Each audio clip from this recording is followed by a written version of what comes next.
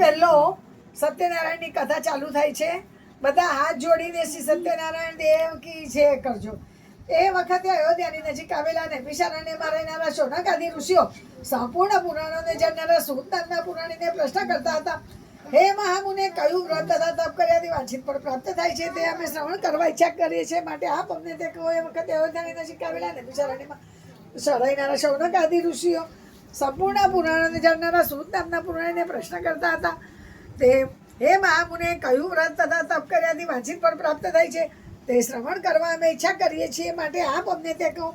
શૌનકાદિ ઋષિઓનો પ્રશ્ન સાંભળીને સૂતજી કહે છે, કોઈ કાળના દેવ વિશે નારદજીએ શ્રી કૃષ્ણને વૈકુંઠમાં એવો જ પ્રશ્ન કર્યો હતો. ત્યારે ભગવાન શ્રી કૃષ્ણે જે ઉત્તર આપ્યો હતો તે જ હું તમને કહું છું, તે તમે સાવધાન થઈને સાંભળો. આ પ્રશ્ન શ્રી ભગવાનને કરતા પહેલા નારદ ઋષિ એક વખત મનુષ્ય લોકમાં બીજા ઉપર કૃપા કરવાના હેતુથી આવ્યા. મનુષ્ય લોકમાં અનેક માણસ નાના પ્રકારના કલેશ અને યોનિમાં જન્મ આદિ ઘણા પ્રકારના દુઃખો ભોગવે છે અને પોતાના કર્મો કરીને કલેશ પામે છે. એવું એમણે જોયું. કયો ઉપાય કર્યાથી આ સર્વ મનુષ્યના દુઃખ કલેશ દૂર થાય એવો વિચાર મનમાં લાવી શ્રી નારદ ઋષિ બીજા લોકમાંથી ફરતા ફરતા વિષ્ણુ લોકમાં ગયા. ત્યાં શુક્લ વર્ણ ચતુર્ભુજાને હાથમાં શંખ ચક્ર ગદા અને પદ્મ ધારણ કરેલા તથા પગ સુધી લટકનારી અને શોભા આપનારી વનમાળા કંઠમાં ધારણ કરેલી છે એવા સર્વોત્તમ શ્રી ભગવાન નારાયણને નારદ ઋષિએ તેમની સ્તુતિ વંદન કરવા સારું આરંભ કર્યો. નારદજી કહે છે, વાણી અને મનથી પણ હતી તેવા અનંત શક્તિ રૂપ તમને નમસ્કાર કરું છું. તમો આદિ મધ્ય અને અંત આ ત્રણ ગુણ વગરના હોવા છતાં ભક્તોની પીડા મટાડવાને સગુણ થવાને આપ સર્વથી પહેલા અને ભક્તોના દુઃખ દૂર કરો છો.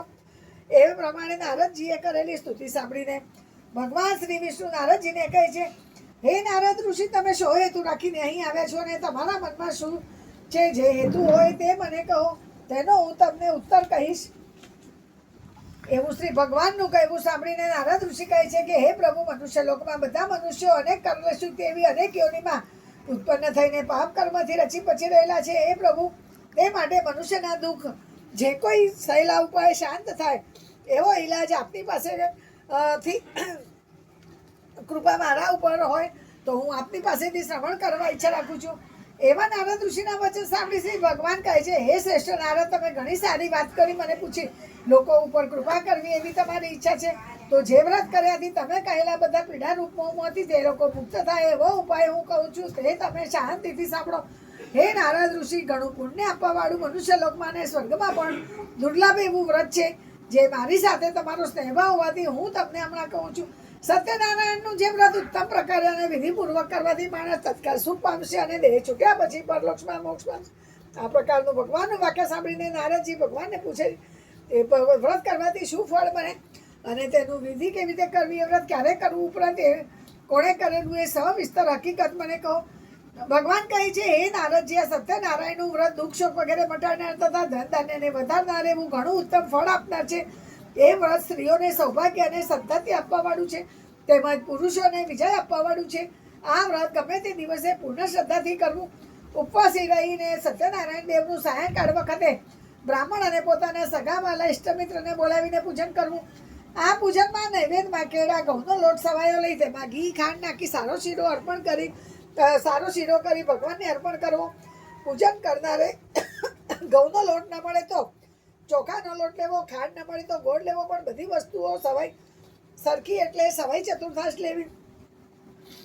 પછી પોતાની શક્તિ પ્રમાણે બ્રાહ્મણોને દક્ષિણા આપવી અને શ્રી સત્યનારાયણનું વ્રત કથા પોતાના સગાવાલા ઇષ્ટ મિત્રો સાથે સાંભળવી. તે પછી પોતાના સગાવાલા તથા બ્રાહ્મણો સાથે ભોજન કરવું.